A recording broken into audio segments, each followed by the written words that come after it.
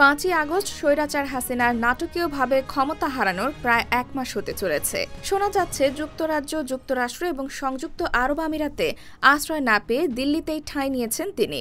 বর্তমান পরিস্থিতিতে তার দেশে ফিরে আসাটাও নিরাপদ নয়। কিন্তু দিল্লি বা কতদিন আগলে রাখবে তাকে? শেখ হাসিনার কূটনৈতিক পাসপোর্ট বাতিল করা হয়েছে। তার বিরুদ্ধে দায়ের করা হয়েছে হত্যা, গুম, অপহরণের মতো শখানেক মামলা। এমনকি গণহত্যার বিচারে আন্তর্জাতিক আদালতেও টানা হবে তাকে। ফলে বাংলাদেশ শেখ হাসিনাকে ফিরিয়ে দিতে বললে ভারতের হাতে ঠিক কি করার থাকবে? এ বিষয়ে বিশ্লেষকরা বলছেন, দিল্লি হাসিনাকে স্থায়ীভাবে অবস্থানের সুযোগ দিলে তা বাংলাদেশ ভারত সম্পর্কে ফাটল ধরাবে। এতে দিল্লির কূটনীতি মারাত্মকভাবে প্রশ্নবিদ্ধ হতে পারে।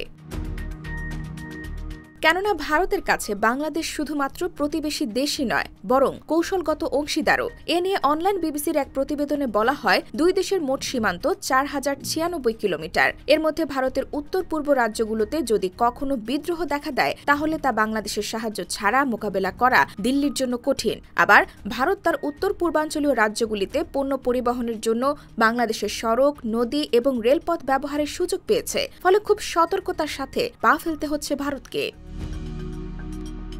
এই বিষয়টি মাথায় রেখেই ভারতের প্রধানমন্ত্রী নরেন্দ্র মোদী ঢাকার সঙ্গে যোগাযোগ করতে সময়ক্ষেপণ করেননি। তবে হাসিনার পতনের সাথে দিল্লির প্রতিবেশী প্রথম নীতিটি আরেকবার ধাক্কা খেল। কেননা বাংলাদেশ ভারতের আধিপত্য বিস্তারের যে কোনো প্রচেষ্টাকে প্রতিহত করতে মালদ্বীপ এবং নেপালের পথে হাঁটবে তা একদমই স্পষ্ট।